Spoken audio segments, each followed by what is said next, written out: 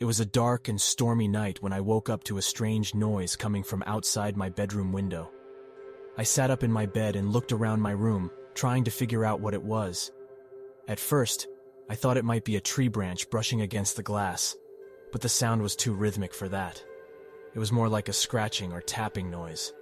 I got out of bed and walked over to the window. I hesitated for a moment before reaching out to open the curtains, half expecting to see a wild animal or a branch thrashing in the wind. But what I saw was even more unsettling. There was a figure standing outside my window, its face pressed up against the glass. It was hard to make out any details in the darkness, but I could tell that it was humanoid in shape. Its eyes were glowing in the darkness, like two burning embers, and its breath fogged up the window pane. I stumbled back in shock and tripped over the edge of my rug, falling to the floor.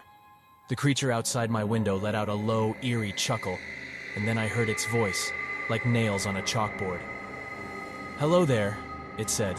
"Do you want to play a game?" I scrambled to my feet and ran out of my bedroom, nearly crashing into my parents as they stepped out of their own room. "What's going on?" my dad asked, his brow furrowed. "There's something outside my window," I blurted out. "A monster or something."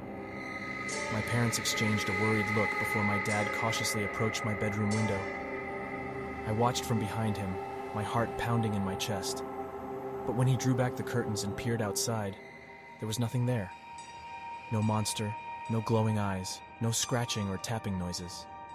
Just darkness and rain. "It must have been a branch," my mom said, trying to reassure me. "Or maybe a stray animal." But I knew what I had seen. And over the next few nights, the scratching and whispers continued.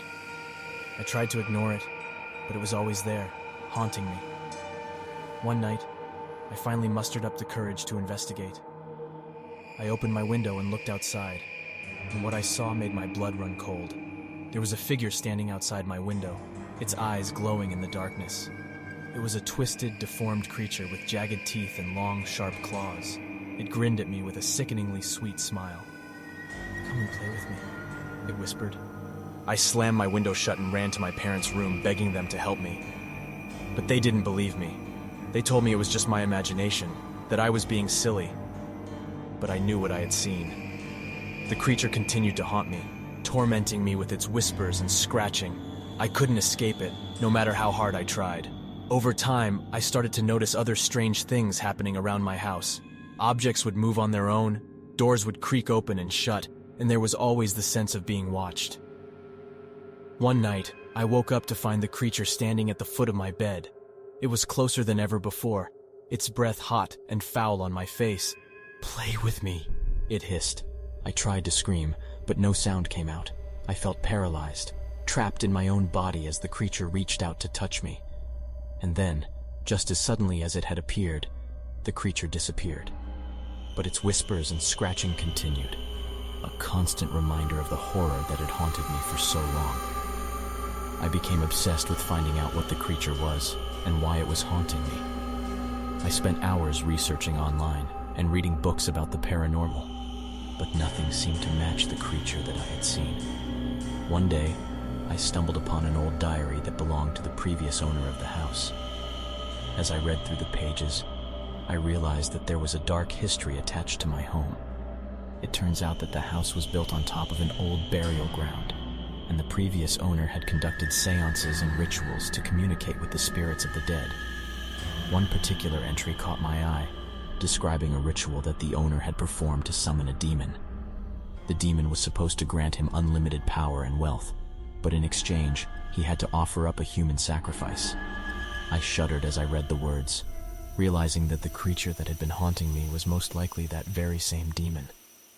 I had unknowingly moved into a home that was cursed by dark magic, but the question remained, what could I do to banish the demon? I tried everything I could think of, burning sage, reciting prayers, and even consulting with a local priest. But nothing seemed to work. The creature continued to haunt me, taunting me with its whispers and scratching. As the years passed, I became more and more isolated. I stopped going out, stopped seeing friends and family, and stopped living my life. I was consumed by the terror that had taken over my home and my mind. But one day, something changed. I woke up to a quiet house with no scratching or whispers. It was like the demon had finally given up on me, or had moved on to another victim. I cautiously opened my window and looked outside, but there was nothing there. No glowing eyes, no twisted grin, no whispers in the darkness. The demon was gone. But even though the haunting had ended, the memory of it remained. I never forgot the horror that I had experienced. And I never forgot the lesson that I had learned. There are things in this world that are beyond our understanding, things that we should never mess with. And once they're unleashed, they're nearly impossible to put back in their box.